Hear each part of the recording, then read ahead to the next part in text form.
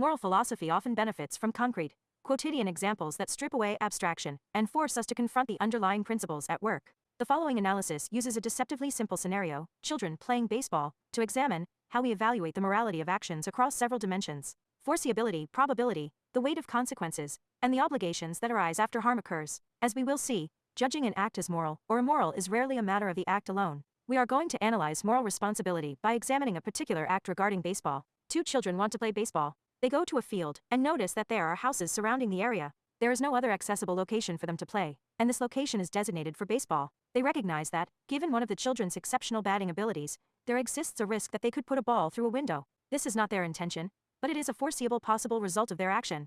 Someone might argue that, given the live epistemic possibility of smashing a window, they ought not play baseball. The children, however, feel a considerable desire to play, and although it is possible that they may break a window, they do not regard it as something that regularly occurs. After all, they have played baseball in the same area before, so why cease now? In a second instance, the children again want to play baseball, but on this occasion a picnic is also taking place nearby, with an abundance of people present. They recognize that there is a possible, and far more likely, scenario in which a batted ball could strike one of the picnickers. Given the average trajectory of a well-hit baseball, this seems like a genuinely foreseeable consequence. Moreover, its probability is meaningfully higher, and the consequence carries additional moral weight relative to cracking a window. The children conclude that this is not the right time to play baseball, given that there are other occasions when the probability of such negative consequences is considerably lower. On this day, they decide not to play. On one of the occasions when they do play, it happens that they break a window. The children feel bad about this. One of them, however, feels so bad that he cannot bring himself to confront the situation. Rather than walking up to the homeowner, apologizing, and making restitution, he leaves. Now it may not seem clearly immoral to have played baseball in this instance,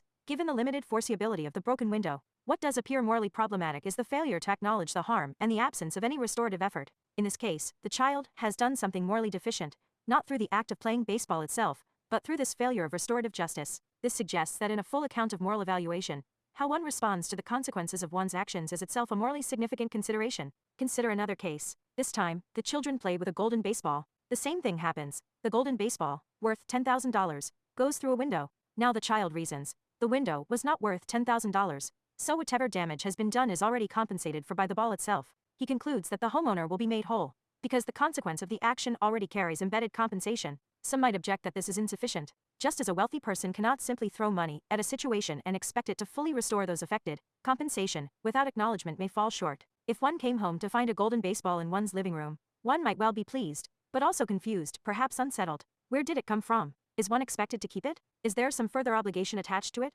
The disruption, the confusion, and the absence of a human acknowledgement all suggest that financial restitution alone does not exhaust what morality demands. What, then, do these cases collectively illuminate? They seem to turn on several intersecting considerations: degrees of foreseeability, the probability and moral weight of consequences, the nature and adequacy of restitution, and the way in which we judge actions, not only by their initiation but by their aftermath.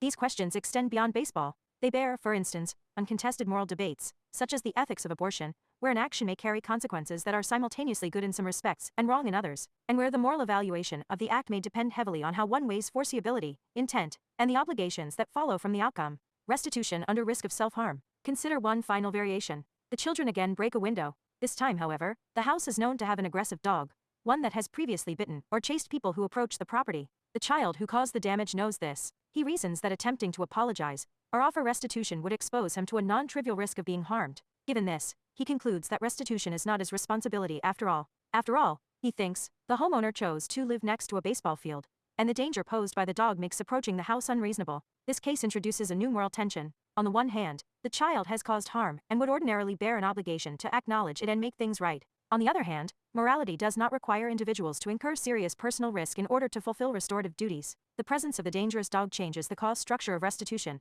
What was previously a straightforward moral requirement now becomes entangled with considerations of self-preservation. Conclusion. What this series of cases demonstrates is that moral evaluation is rarely exhausted by a single variable. The permissibility of an action cannot be settled simply by noting that harm was possible, nor by confirming that harm was unintended. Instead, a full moral assessment requires attention to absence of variables from the probability of harm, its relative severity as multiple of value index to the entity harmed alongside the kinds of harm, the alternatives available, what obligations arise, and crucially considerations of self-preservation. Once harm has occurred, restitution, acknowledgement, and the willingness to hold oneself accountable, along with future preventive actions, are moral indicators in their own right. These considerations collectively suggest that consequentialist, deontological, and restorative frameworks may each illuminate a different dimension of the same act.